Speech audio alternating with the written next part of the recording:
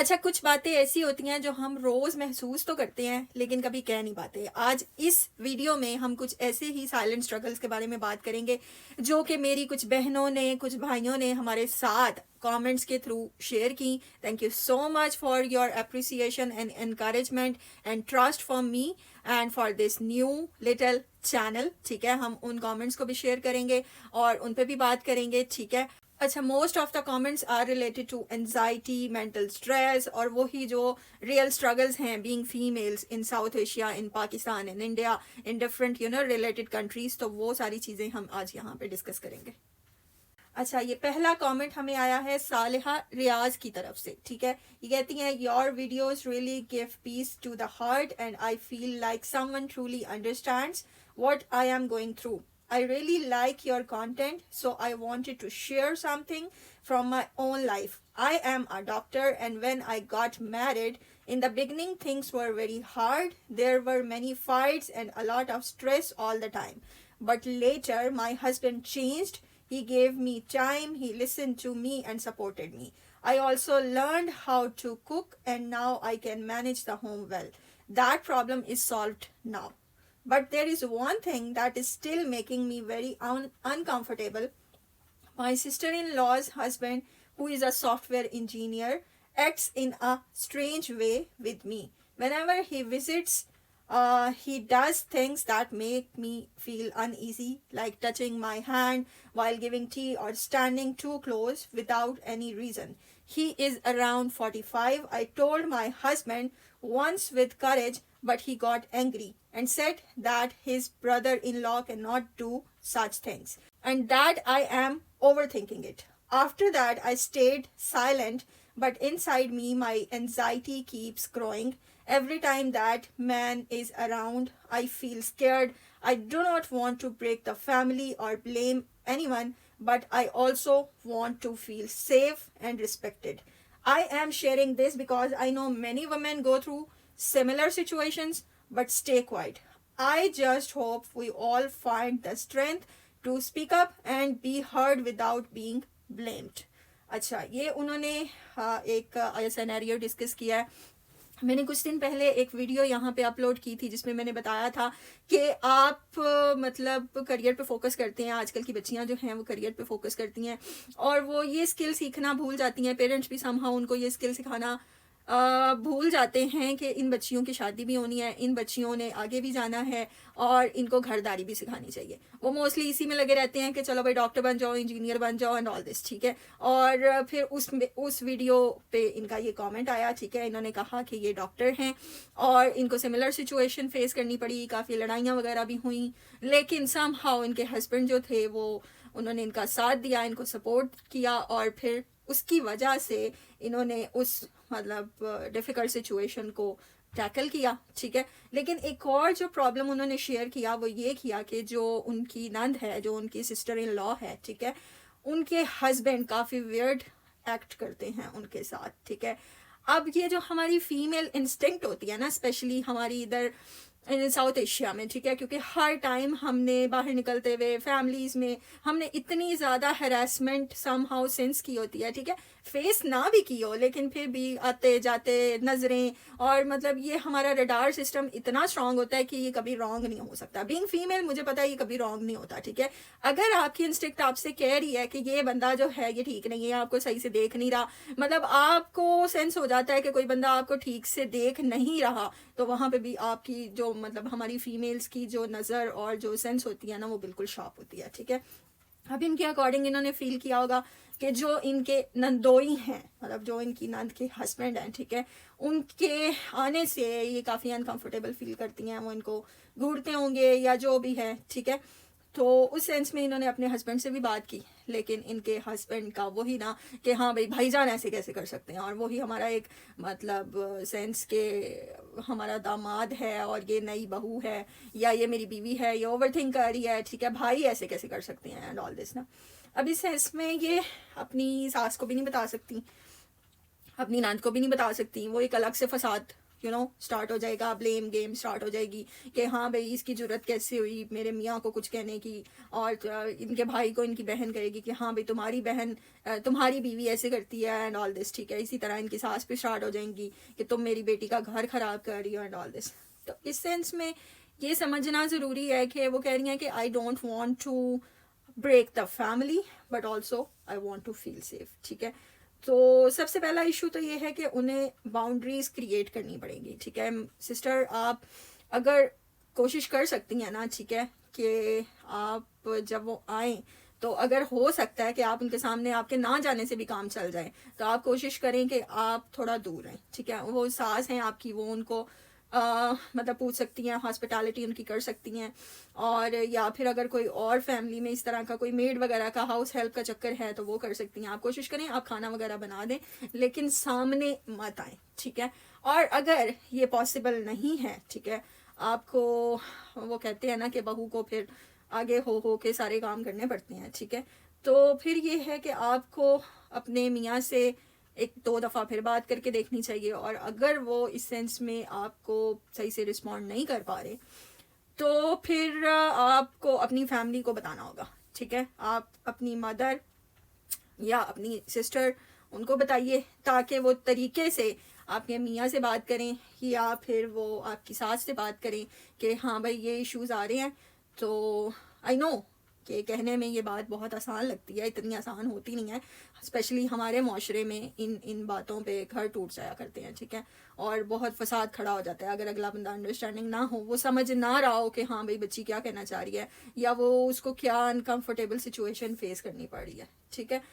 तो फिर वही बात ना कि सोसाइटी में हमारा घर ना टूट जाए, रिश्तों को बनाए रखने का प्रेशर, ये सारी चीज़ें भी जो हैं समहाउ हमें रोक रही होती हैं। लेकिन वही बात कि अगर आपको कहीं भी लगता है कि आप अवॉइड कर सकती हैं, ठीक है, आप ये इसलिए तो पर्दा रखा गया ना, ठीक है। आप अपने मियाँ को ये कह सकती हैं कि I don't feel comfortable around males, मतलब इस तरह से जो रिश्तेदार आते हैं तो आप खुद ही उनको सर्व कर लिया करें। काफ़ी डिफ़िकल्ट सी सिचुएशन है, ठीक है, और हमारी फीमेल्स, हमारी बच्चियाँ इस चीज़ को फेस करती हैं। ड्रामे एवं नहीं बन जाते, कोई ना कोई इनमें सच्चाई होती है जिसकी वजह से जो है ना ड्रामास भी बनते हैं, ठीक है। और सोसाइटी में हमारे बहुत ज़्यादा रिश्तों की रिस्पेक्ट है, नो डाउट, बट इस तरह की जो वो कहते हैं ना खच्चे, वो भी सोसाइटी में बहुत ज़्यादा है, ठीक है। तो सिस्टर आप देखिए कि आप किससे बात कर सकती हैं, ठीक है, अपनी फैमिली से या अपने इन लॉज की फैमिली से, ठीक है। तो उसको इन्वॉल्व करके आप कोशिश करें कि आप इस चीज़ को कम्युनिकेट करें, और उस बंदे की नीयत नहीं बदलनी, ऐसे लोग कभी नहीं बदलते, ऐसे आदमी पाई कभी नहीं बदलते। तो बस ये है कि अपने आप को सिक्योर करें, बाउंड्रीज क्रिएट करें, उनसे इंटरेक्शन कम से कम करें, ठीक है। और यही एक सोल्यूशन हो सकता है, क्योंकि घर तो तोड़ा जा नहीं सकता, क्योंकि आप कहते हैं कि आपके हस्बैंड सपोर्टिव हैं, तो उस सेंस में घर तोड़ना कोई इतनी अच्छी बात भी नहीं है, कोई सोल्यूशन भी नहीं है।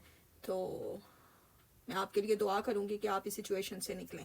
अच्छा, नेक्स्ट कमेंट हमारा है, this is exactly what happened to me. I am a university lecturer, 31 years old. My family arranged my marriage with a guy from a UK family. He is 42 years old and has UK nationality. Everything seems good. He has many servants and all comforts. But I don't know why there is no relationship between us. When I got married, I was too shy to tell anyone at first. But after 3 months, I told my mother and sister. They said he is a good guy. You should try to initiate things. You have been given so much. You are being ungrateful. Now it has been 2 years because I kept insisting. My parents talked to my in-laws. They said the husband is fine and suggested to get medical reports done. The reports were fine. The situation is still the same. But the situation is still the same. I feel mentally disturbed. Even if I want a divorce now, I worry who will marry me at this age. अच्छा जी, अरीबा, अच्छा, इनका problem काफ़ी मतलब difficult सा है, और वही बात कि हमारा मतलब फैमिली प्रेशर्स की वजह से हम शादियां तो कर देते हैं बच्चियों की, लेकिन उनका डिसीजन हम समहाउ जल्दबाजी में कर देते हैं, समहाउ हम ज़ाहरी चकाचौंध दे के, जैसे इन्होंने भी कहा कि मतलब जो फैमिली है वो उनके पास यूके की नेशनैलिटी है और लड़का भी यूके नेशनल है, लेकिन ये सारे इश्यूज आ रहे हैं कि बज़ाहिर सब देखने में सब सही लगता है, नौकर भी हैं चाकर भी हैं, लेकिन वही बात कि वो कह रही है कि we don't have a relationship being husband and wife. तो अच्छा, ये कमेंट मैंने कुछ दिन पहले एक वीडियो बनाई थी, ठीक है, कि आप जब शादियां करें तो बच्चियों के मतलब उनकी राय ज़रूर लें। अब यहाँ पे भी ऑल दो she is a lecturer in university, लेकिन यहाँ पे भी उनका मतलब ये इशू आया कि उनके पेरेंट्स ने जो भी रिश्ता उनका डिसाइड किया तो उस रिश्ते को उन्होंने हाँ कर दी, ठीक है। अब आप देखें कि यहाँ पर सिर्फ एक अरेंज मैरिज का फेलियर नहीं आ रहा, ठीक है, पूरा कम्युनिकेशन ब्रेक डाउन आ रहा है, ठीक है। हस्बैंड वाइफ का रिलेशनशिप नहीं है उस बच्ची के साथ, मतलब सिर्फ एक डॉक्यूमेंट्स का रिश्ता है, ठीक है, इमोशनल और फिजिकल कोई कनेक्शन नहीं है, ठीक है। और यहाँ पर वो ये कह रही है कि ऑलरेडी मतलब 31 ईयर्स ओल्ड मेरी एज है, तो अब इस एज में मैं डाइवोर्स लूँगी तो फिर मुझे नहीं पता कि मेरे साथ दोबारा शादी कौन करेगा। अच्छा, अब इसमें बहुत से पॉइंट्स आ रहे हैं, ठीक है। एक तो मतलब ये कि लोनलीनेस ऑब्वियसली वो फील कर रही है उस रिलेशनशिप में, ठीक है, और दूसरे सेल्फ डाउट्स आ रहे हैं उसको कि मतलब शायद मुझ में ही कोई कमी है जिसकी वजह से ये सब कुछ मेरे साथ हुआ, ठीक है। लोएस्ट सेल्फ एस्टीम है कि जब आपके मतलब इमोशंस जो हैं वो कंसिस्टेंटली इग्नोर हो रहे हैं तो फिर आप अपनी वैल्यू को भूलने लग जाते हैं। और फिर जब वो फैमिली से बात कर रही है तो फैमिली उस चीज़ को इस तरह से ले रही है कि तुम मतलब इस you have to do it, तुम ना शुक्री हो, या इस तरह की चीज़ें फैमिली उससे कह रही है। तो मतलब यहाँ पे फैमिली को ये समझना चाहिए कि हाँ भाई ठीक है, family is okay good, they have money, और लेकिन आपकी बच्ची उस चीज़ में इतनी घुटन का शिकार है, ठीक है, और आपको उसको कॉन्टिन्यूसली स्ट्रेस किए जा रहे हो कि नहीं तुमने गुजारा करना है, तुमने गुजारा करना है। मतलब इस तरह का ये कमेंट सुन के तो मुझे लगा था कि अब सोसाइटी जो है वो चेंज हो गई है, अब सोच चेंज हो गई है। लेकिन ऑल दो और पढ़ी लिखी फैमिली, वो खुद लेक्चरर है तो उसके पेरेंट्स भी ऑब्वियसली पढ़े लिखे होंगे, पढ़ी लिखी फैमिली, उनकी ये सोच है कि नहीं भाई तुमने वहीं गुजारा करना है, वही बात कि तुम्हारा जनाजा ही उठना चाहिए। मैं ये नहीं कहती कि घरों को तोड़ देना चाहिए, घर तोड़ना कोई मतलब आसान सी चीज़ नहीं होती, आपकी ज़हन, आपकी ज़िंदगी, हर चीज़ पे इसका इम्पैक्ट आता है। लेकिन जहाँ पर इस तरह की चीज़ आ रही है कि आप पे उसका आप सेल्फ इस्टीम आपकी लो हो रही है, आपको सेल्फ डाउट्स हो रही हैं, आपकी मतलब एक तरह से घुट घुट के आप जी रहे हो, तो वहाँ पे आप ये कहना कि नहीं भाई तुमने यहीं गुजारा करना है, क्यों? क्योंकि उनके घर नौकर हैं, चाकर हैं, सब है, मनी है, वही मटीरियलिज्म है, ठीक है। तो अब वो बच्ची इस तरह की होगी, ऑब्वियसली जो हमारी पढ़ी लिखी बच्चियां हैं, सेंसिबल हैं, वो आजकल इतनी मटीरियलिस्टिक नहीं है, तो उसको एक क्वालिटी लाइफ पार्टनर चाहिए होगा, ठीक है, जो मुझे उनके कमेंट से लग रहा है। तो यहाँ पर ये काफ़ी डिफ़िकल्ट सी सिचुएशन है। मैं अगर मतलब उनको सजेशन आपको दूँ तो मैं तो यही कहूँगी कि आप क्लियर इस चीज़ पे आपको बड़ा कोई स्ट्रॉन्ग फैसला लेना पड़ेगा, अदरवाइज़ पूरी ज़िंदगी के लिए मतलब ये बहुत मुश्किल सिचुएशन हो जाएगी आपके लिए। मतलब कुछ चीज़ें ऐसी होती हैं जो कि आप इग्नोर नहीं कर सकते, मतलब they are very important for your life, ठीक है। आपने एक घर लेके चलना है, आप किस तरह से सरवाइव करोगे बच्चों के बगैर। और चलें एक बाकी सारी चीज़ें तो एक साइड पे कर दें, जैसे हमारी सोसाइटी का है कि मतलब वो कहते हैं कि नो इशू, कोई मसला नहीं है, लेकिन फिर भी आपकी फैमिली नहीं होगी तो आप किस तरह से एक तन्हाई का शिकार हो जाओगे, ठीक है। तो मेरे ख्याल से तो आपको फैसला करना चाहिए और स्ट्रांग होके, फिर आप लेक्चरर हैं, आप खुद इंडिपेंडेंट हैं, फाइनेंशियल कोई डिपेंडेंसी भी नहीं है, तो अल्लाह बेहतर करेगा। मतलब कहते हैं ना कि जब आप स्ट्रांग फैसला करते हैं, ठीक है, तो कोई ना कोई सोल्यूशन उसका निकल आता है, कोई ना कोई आपके लिए भी आपकी कंपैटिबिलिटी के हिसाब से बंदा होगा। तो जितनी देर आप इस रिलेशनशिप में रहोगे तो ये तो आपको ड्रेन करता रहेगा, ठीक है, इमोशनली आप बहुत ज़्यादा वीक हो जाएंगी। अच्छा खैर, नेक्स्ट कमेंट है हमारे पास। अच्छा जी, नेक्स्ट कमेंट हमारे पास है नशवा का, ठीक है। वो कहती हैं we carry a lot silently from pressure in the family to emotional stress, even small things like deciding आज क्या पकाएं and to our mental add to our mental burden. Sometimes we feel overwhelmed trying to keep everyone happy while ignoring our own feelings.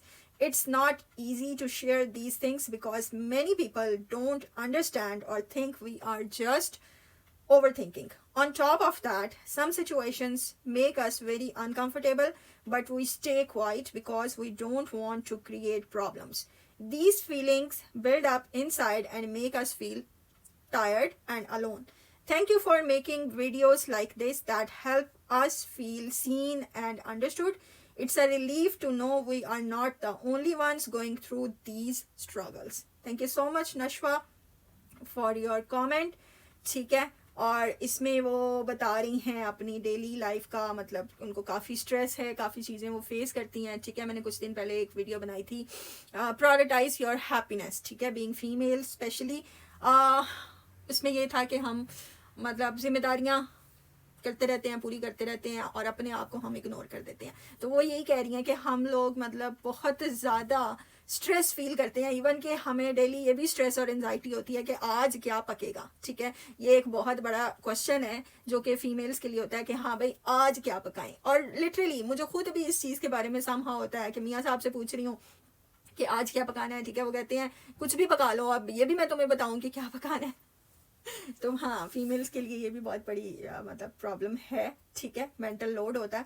और फिर उसके बाद ये कि हर एक को खुश रखने की ट्राई करनी है. ठीक है, खुद की फीलिंग्स को आप सेक्रीफाइस करते रहते हो. फिर ये है कि आप घर के काम को मतलब आप घर के काम कर रहे हो समहाउ. अगर आपने हाउस हेल्प्स भी रखी हुई हैं उनसे भी काम करवाना. किसी दिन हाउस हेल्प ने छुट्टी कर ली है तो वो भी एक बहुत बड़ा इशू होता है कि हाँ भाई काम वाली नहीं आई और ये वो. ठीक है, ये बड़ा इशू हो जाता है. ठीक है, और फिर एकदम से गेस्ट आ जाने, मतलब मैं ये चीज़ें इस सेंस में कह रही हूँ कि ये वो चीज़ें हैं जो कि एक फीमेल डेली बेसिस पे फेस कर रही होती है. ठीक है, अच्छा, उसको ये सारी चीज़ें मतलब दिखने में बाकियों को नॉर्मल लगती होंगी. बच्चों को भी देखना है, घर को भी देखना है, अपनी नीड्स को इग्नोर करना है. ठीक है, लेकिन वो जो मेंटल प्रेशर और मेंटल लोड उस फीमेल पे उन चीज़ों का डेली बेसिस पे आ रहा होता है. ठीक है, तो चिड़चिड़ी हो जाती हैं, सुस्त हो जाती हैं. फिर उसके बाद ये कि स्ट्रेस में चली जाती हैं. ठीक है, मतलब एक नॉर्मल इंसान रहना उनके लिए मुश्किल हो जाता है. ठीक है, तो इस सेंस में मतलब मेरा तो मैंने पहले भी यही कहा था कि सबसे पहले ठीक है आपका एक रोल है, आपने एक बहू का, एक बीवी का, एक माँ का रोल अदा करना है. ठीक है,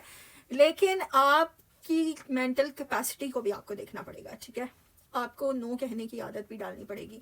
आपको अपनी हैप्पीनेस को प्रायोरिटाइज भी करना पड़ेगा, क्योंकि सारी ज़िंदगी हम करते रहते हैं और एट द एंड हमें सिला ये मिलता है कि जी लोग अपने सारे काम करवा लेते हैं और फिर उसके बाद जब हमारी बारी आती है तो लोग पीछे हट जाते हैं और फिर वो सारी जिम्मेदारियां हमें नए सिरे से खुद पूरी करनी पड़ती हैं.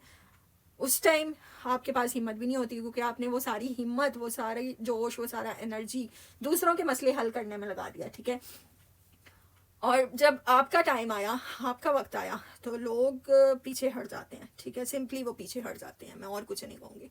तो इस सिचुएशन में आपको देखना पड़ता है अपने आप को कि बहुत टफ है ऑल दो, लेकिन बैलेंस क्रिएट करने के लिए सबसे पहले अपनी हैप्पीनेस को प्रायोरिटाइज करें, फिर किसी और चीज़ को देखें. अच्छा, नेक्स्ट कमेंट हमारे पास जुबीला का है. ठीक है, वो कहती हैं कि I completely cut out sugar from my diet. It's only been 10 days, but I have already noticed a big difference. I have lost 1.5 kg. My mood feels lighter and overall energy is better. I was really stressed about my weight because it was affecting marriage proposals and my self-confidence. But now I feel more in control and hopeful. Thank you for sharing such realistic and doable advice. Sometimes even small lifestyle changes can bring a big shift mentally and physically. Zubeela, thank you so much आपके comment के लिए. और ये comment उन्होंने कुछ दिन पहले, मैंने एक वीडियो बनाई थी कि मतलब 4 स्टेप्स को अडॉप्ट करके मैंने खुद भी और आप भी किस तरह से अपना वेट रिड्यूस कर सकते हैं. ठीक है, उसमें एक ये भी था कि आप शुगर को कट कर दें, जो वाइट शुगर होती है. ठीक है, रिफाइंड शुगर, तो उससे काफ़ी ज़्यादा फ़र्क पड़ जाता है. तो वो यही कह रही हैं कि 10 days में 1.5 kg उन्होंने लूज़ किया, which is a big achievement. ठीक है, मैंने खुद भी 110 से 80 kg तक अपना वेट रिड्यूस किया है और कॉन्टीन्यूसली मैं स्ट्रगल कर रही हूँ. ठीक है, क्योंकि मुझे वेट कम करना है. You know, it has to be reduce, you know, for a healthy lifestyle और फिर ये है कि आप, वो कहते हैं ना, वज़न जितना बढ़ता जाता है बीमारियां भी उतनी ही बढ़ती जाती हैं, और बहुत से इश्यूज़ हैं, ठीक है। तो वो यही कह रही हैं कि 1.5 kg उन्होंने लूज़ किया। और फिर सबसे बड़ी बात ये कि मैरिज प्रपोजल्स वगैरह पे इफेक्ट आ रहा है। हमारी सोसाइटी में ना एक इमेज क्रिएट हुआ है कि हाँ भाई, आपने बच्चियों अपने बेटे का रिश्ता लेने जाना है तो बेटा आपका चाहे मतलब मैं किसी को कुछ नहीं कह रही, लेकिन बेटे आपके मतलब जैसे भी हों, लेकिन आपको बहुएं जो हैं वो जान जैसी चाहिए, पतली दुबली, फिर उसके बाद पढ़ी लिखी भी हो, खूबसूरत भी हो, मतलब वेल्दी भी हो, अमीर भी हो, ये सारी चीज़ें। लेकिन समहाउ जो बच्चियां आजकल फेस कर रही हैं, वेट बहुत ज़्यादा इंक्रीज़ हो जाता है उनका, ठीक है, और वो रिड्यूस करना मुश्किल हो जाता है, तो उसकी वजह से रिश्तों में बहुत इशू आता है, ठीक है। तो वो एक चीज़, आपको अपना ख्याल बहुत अच्छे से रखना चाहिए, ठीक है। मैं कहती हूँ कि लोग कहते हैं ना कि दूसरों की खुशी का ख्याल रखो, आपको जिंदगी में बहुत मिलेगा। बिल्कुल सही है, रखना चाहिए।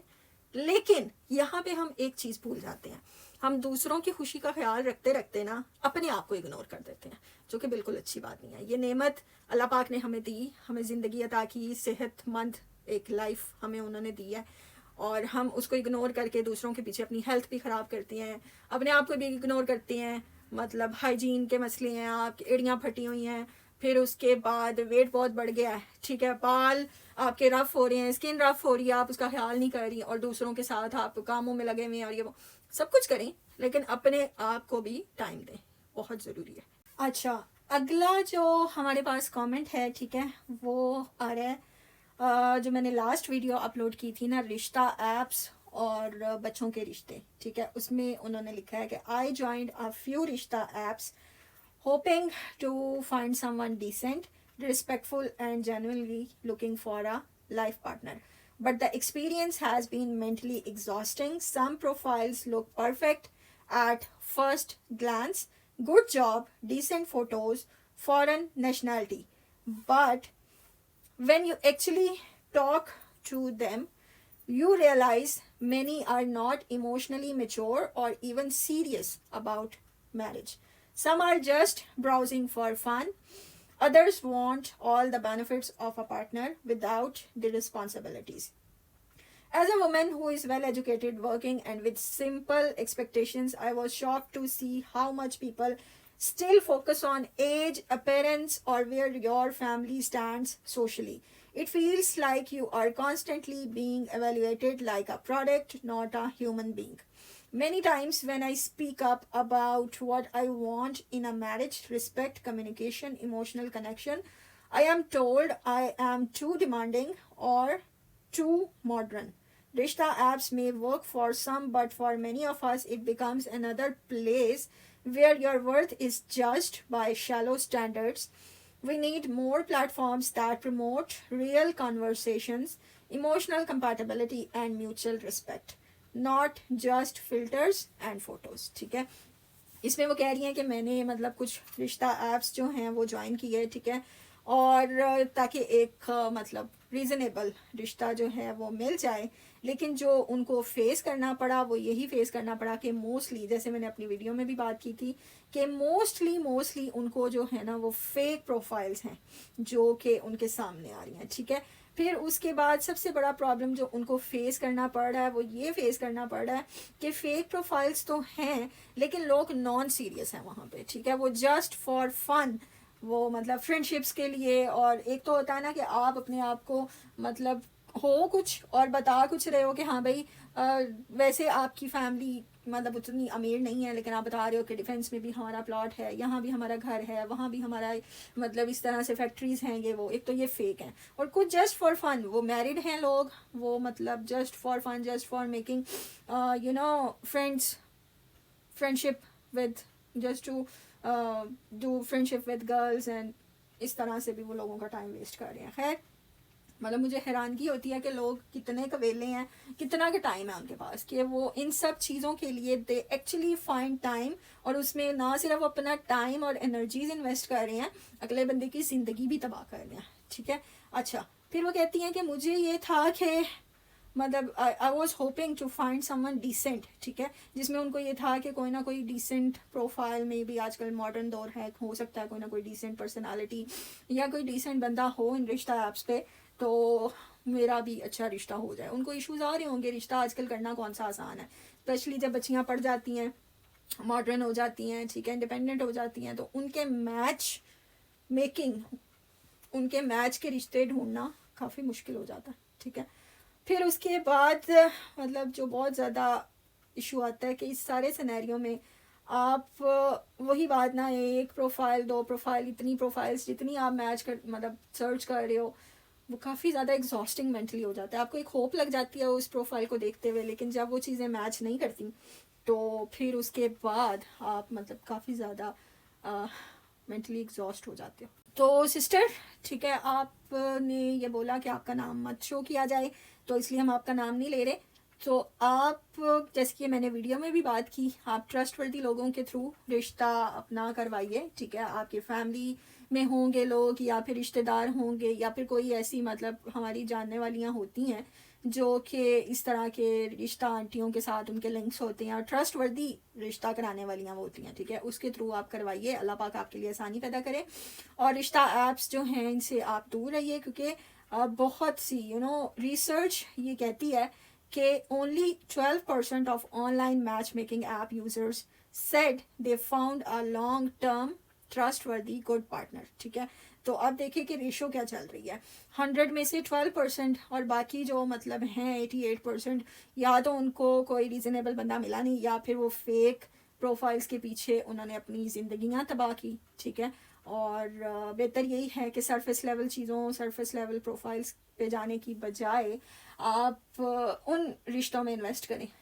मतलब मुझे ये समझ नहीं आती कि आजकल लोग अपनी फैमिलीज़ में रिश्ते क्यों नहीं करते।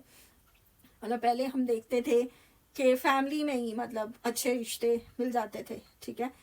नहीं भी आपकी मतलब फर्स्ट फैमिली में, डायरेक्ट फैमिली में चचा ताया फूफो इधर नहीं भी रिश्ते हैं, तो भी आप थोड़ा सा दूर जाते थे तो भी अच्छे रिश्ते आपको मिल जाते थे। समहाउ नहीं भी होते चले अच्छे रिश्ते, आपकी नहीं भी बनती, तो आस पास मतलब रिश्ते ढूंढिए, कोशिश करिए, अपनी एक्सपेक्टेशंस को थोड़ा कम करिए। मतलब हर चीज़ नहीं मिलती हमें इस दुनिया में।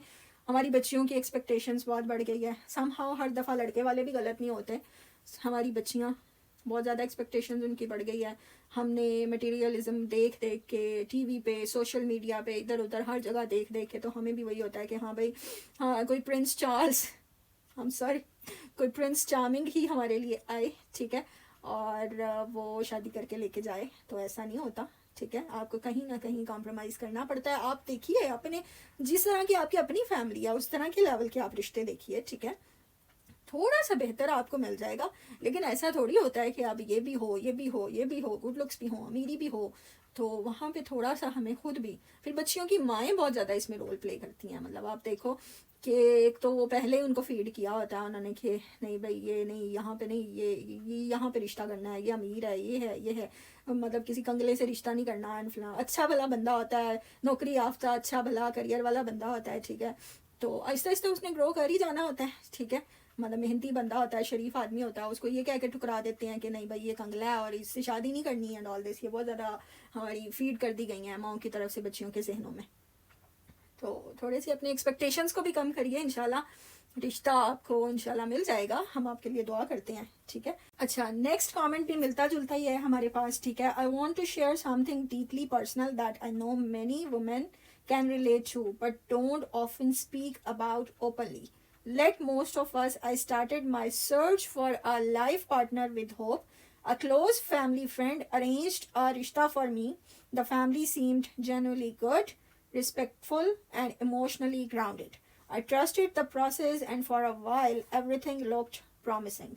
But things didn't work out despite the initial compatibility. It became clear that we were not aligned emotionally and mentally. I had to make the tough call of walking away from that proposal. It was not easy. Society does not applaud women who say no, even when it's for the right reasons. Then I decided to explore Rishta apps, something my friends were trying. One of my closest friends actually got married through one. Her husband is from a wealthy, well settled family abroad. Their relationship seemed ideal. It gave me hope that maybe this could work for me too. I matched with someone who looked perfect on paper, great job, polished appearance, polite words, but as we started talking, red flags slowly started to show. There was a lack of depth in communication. He did not value emotional connection. When I spoke about mutual respect, support, or what I wanted in marriage, I was told I was too modern or too picky. I realized he was not ready for real commitment, just the social label of being married. Still, I gave it time, thinking maybe I was being too cautious. Eventually, I got engaged to someone through the app, but soon after, I began to feel suffocated. There was no emotional safety, no shared values. His words didn't match his actions. After much thought and emotional turmoil, I made the decision to break the engagement. That one decision changed everything. Now, whenever a new rishta is suggested, the first thing people say is, oh, she broke off an engagement. She must be difficult. Suddenly, my worth is reduced. And one decision, not my education, not my career, not my kindness or my emotional intelligence, just one act of self respect, and I am labeled too complicated or too bold. The truth is, I am not asking for anything extraordinary, just a marriage built on respect, honesty, maturity, and emotional connection. But what I have learned is that many rishta platforms, especially apps, are full of superficial filters. Income, look, location, rarely do they help you find someone truly compatible. अच्छा, काफ़ी लंबा इनका comment है, ठीक है. I am not against Rishta apps entirely. I know they have worked for some people, but I believe that finding a life partner should come from genuine spaces through people who know you and understand your values. Trustworthy family or community connections often know what you need beyond a profile photo or a fancy bio. The emotional toll this process takes is real. We smile, we stay strong, but inside we carry the weight of rejection, societal pressure, and endless judgment. All because we dare to prioritize our peace over a forced marriage. To anyone else going through this, you are not alone. You are not too much. You are not too late. You are simply brave enough to wait for what feels right, and that is something to be proud of. अच्छा, ये इन्होंने किया है message, काफ़ी long है, ठीक है. अमारा है इनका ये कहना है, ठीक है. और अच्छा, इस पे हम एनालिसिस भी देते हैं और थोड़ा सा इस पे सोल्यूशन देने की भी कोशिश करते हैं. अच्छा, इसमें काफ़ी पॉइंट्स हैं, ठीक है. जैसे कि उन्होंने कहा कि like most of us, I started my search for a life partner with hope. ठीक है. पाकिस्तान में आपको पता है कि रिश्ता culture already emotional roller coaster है, जैसे कि हमने पहले भी बात की. ठीक है. फैमिली के कहने पे आप रिश्ते को एक्सेप्ट भी कर लेते हैं, लेकिन ज़रूरी नहीं कि हर जगह हर चीज़ बेहतर हो. ठीक है. फिर उन्होंने जब फर्स्ट टाइम उनका रिश्ता आया तो उस चीज़ को मतलब जब उनकी बात हुई होगी अपने मंगेतर से या जो भी है, ठीक है, उसमें उनको लगा कि इमोशनल कंपैटिबिलिटी नहीं है, तो उन्होंने उसको मतलब ख़त्म कर दिया, रिश्ते को ख़त्म कर दिया. और वही बात कि हमारी सोसाइटी में नो कहना, और स्पेशली जब बेटियां नो कहें तो उस चीज़ को बदतमीज़ी भी समझा जाता है. उस चीज़ को मतलब आप काफ़ी एक अलग से अंदाज में लेते हैं कि ये कैसे हो सकता है. मतलब रिश्ता रिजेक्ट करने का स्टिग्मा, जो रिश्ता रिजेक्ट कर रहा है एक बंदा, फ़ौरन से इस पे नखरे वाला, एटीट्यूड वाला, बदतमीज़ और बहुत से टैग्स लग जाते हैं उस बच्चे पे. ठीक है, या बच्ची पे, स्पेशली बच्चियों पे. अच्छा, फिर उन्होंने वही बात के आसपास कहीं देखा होगा, उनकी कोई फ्रेंड है, उनको रिश्ता ऐप के थ्रू अच्छा रिश्ता मिल गया और उनका एक्सपीरियंस अच्छा गया, तो इनको लगा कि मुझे भी रिश्ता ऐप के थ्रू रिश्ता ढूंढना चाहिए. ठीक है. इन्होंने रिश्ता ऐप के थ्रू ट्राई करना स्टार्ट किया और वहाँ पर मतलब वही के बहुत ज़्यादा चकाचौंध और चीज़ें इतनी परफेक्ट नज़र आती हैं कि आपको मतलब होता ही नहीं है कि आप चूज़ करना मुश्किल हो जाता है कि इसमें कौन राइट है और कौन रॉन्ग है और कौन सी फेक प्रोफाइल है और कौन सी सही है. ठीक है. तो यहाँ पर भी उनको हुआ कि काफ़ी ज़्यादा मतलब रिश्ता, उन्होंने एक दो लोगों से उनकी बात भी हुई तो उनको यही लगा कि ये चीज़ें जो है ना यहाँ पे भी ठीक नहीं है. ठीक है. अब अच्छा, इसमें ये एक रिश्ता वो पहले ख़त्म कर चुके हैं जो उनकी फैमिली के थ्रू आया था. दूसरा रिश्ता ऐप के थ्रू जो बातचीत हुई वो भी उनको ठीक नहीं लग रहा, उसको भी समहाउ वो रिजेक्ट मतलब कर चुकी हैं. ठीक है. बट वही बात कि society does not upload women who say no. ठीक है. आप वही बात कि अब उनको ये भी आ रहा है कि जब अब कोई नया रिश्ता, एक तो ट्रस्ट इश्यूज आ जाएंगे कि डर आ जाएगा, फेयर आ जाएगा, एंजाइटी होगी कि हाँ भाई जो नई चीज़ आ रही है, जो नया रिश्ता आ रहा है, इज़ इट ट्रस्ट वर्दी, इज़ इट लाइक मतलब वो लॉन्ग टर्म लेके चल सकेंगी उसको, या नेक्स्ट बंदा जो है उस चीज़ को लॉन्ग टर्म लेके चल सकेगा। और फिर सम हाउ मतलब आपकी अपनी नेचर भी कभी डिफ़िकल्ट हो सकती है, हो सकता है कि इनको ओवर थिंकिंग का इशू हो, इनको मतलब चीज़ों को बहुत ज़्यादा डिफ़िकल्ट बनाने का इशू हो। मतलब समटाइम्स कुछ चीज़ें हमें इग्नोर करनी पड़ती हैं नेक्स्ट चीज़ में, नेक्स्ट रिलेशनशिप में, नेक्स्ट पर्सन में। हम हर चीज़ को इतना ओवर थिंक करते हैं कि हम जो हैं मतलब बाद में फिर सोच रहे होते हैं कि अब हमारे पास सोल्यूशन रह ही क्या गया। अच्छा, मैंने ना अभी 2 मिनट की ब्रेक ली है, ठीक है, बहुत ज़्यादा मेरा गला सूख रहा था, तो हम डिस्कस कर रहे थे कि अब इस सिचुएशन में इनको क्या करना चाहिए। ठीक है सिस्टर, आपको सबसे पहले तो मतलब गिल्ट फ्री होना चाहिए कि जो ठीक है पास्ट में होना था वो हो गया, और अपनी ओवर थिंकिंग थोड़ी कम करें, अपनी फैमिली के साथ चीज़ें शेयर करें, कुछ चीज़ें अल्लाह पे छोड़ें, कुछ फैमिली पे छोड़ें।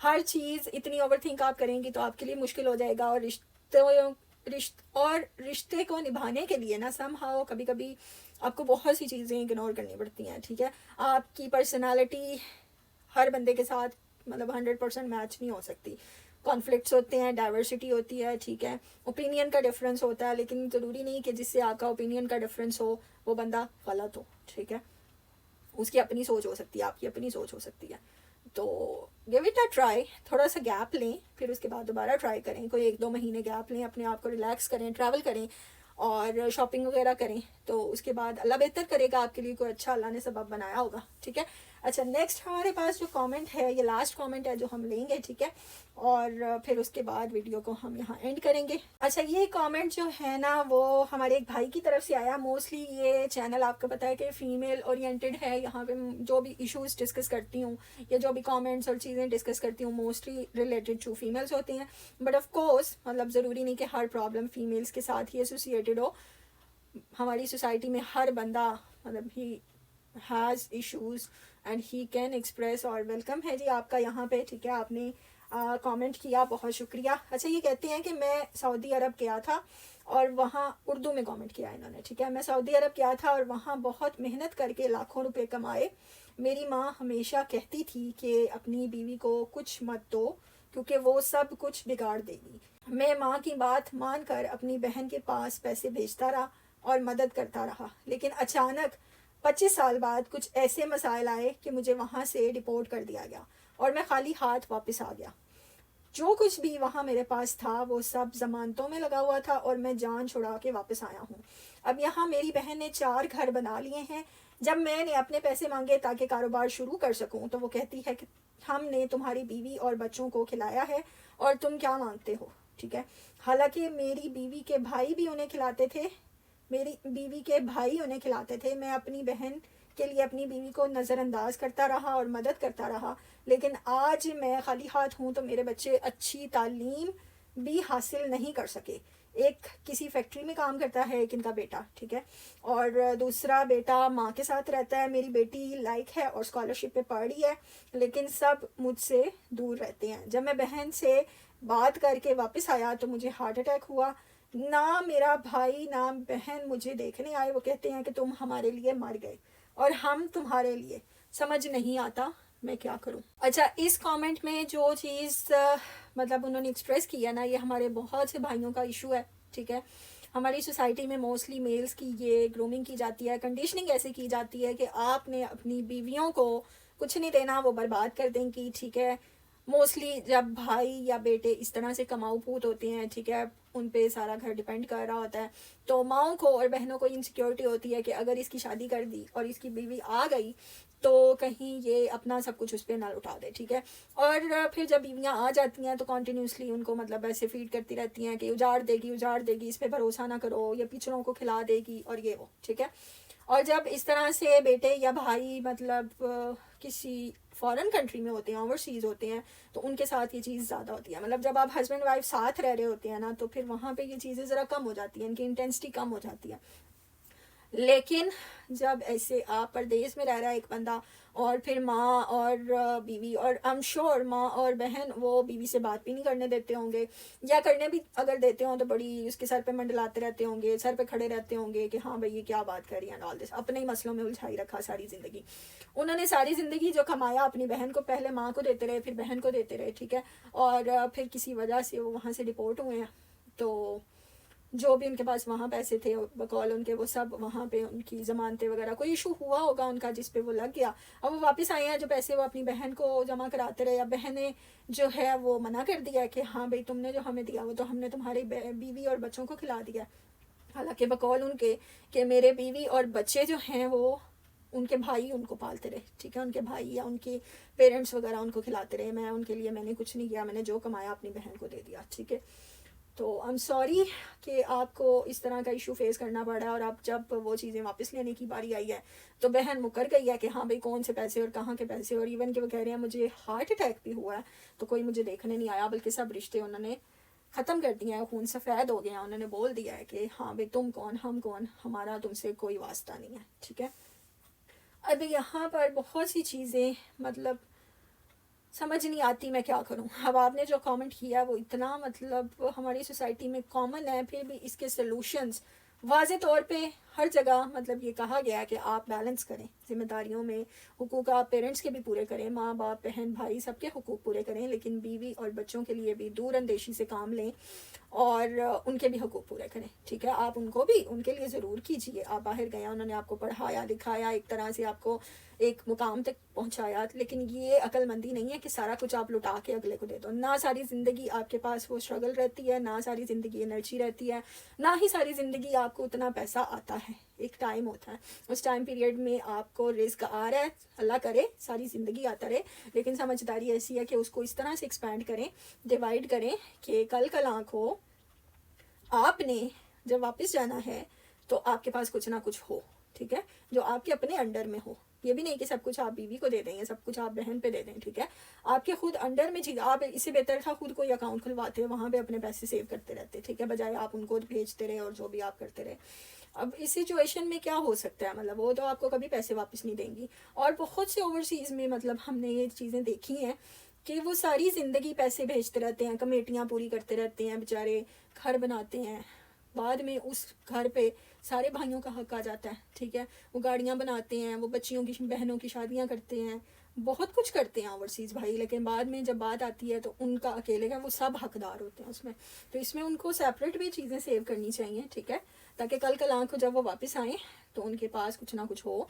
और फिर सबसे बड़ी बात है जो कि बड़ी तकलीफ़ देती है कि वो जब वापस आते हैं और सब कुछ लुटाया होता है उन्होंने अपनी फैमिली पे, अपनी माँओं पे, अपनी बहनों पे, वही कह रहे होते हैं कि तुम्हारे पास है क्या, तुमने किया ही क्या, तो वहाँ पे बहुत दुख होता है। और सोल्यूशन तो इसका क्या ही निकलना है, ठीक है। मतलब एक बंदा जब कहते हैं ना कि बेईमान हो जाए, आप इसको किसी भी चीज़ पे राज़ी नहीं कर सकते। कोशिश करें अगर कोई बुजुर्ग हैं फैमिली के, आप उनको बीच में डाल के बात कर लें, लेकिन उसका भी कोई खैर हल नहीं निकलेगा। अपनी स्ट्रगल, अपनी चीज़ें मतलब उसको आप कंटिन्यू ज़रूर करें।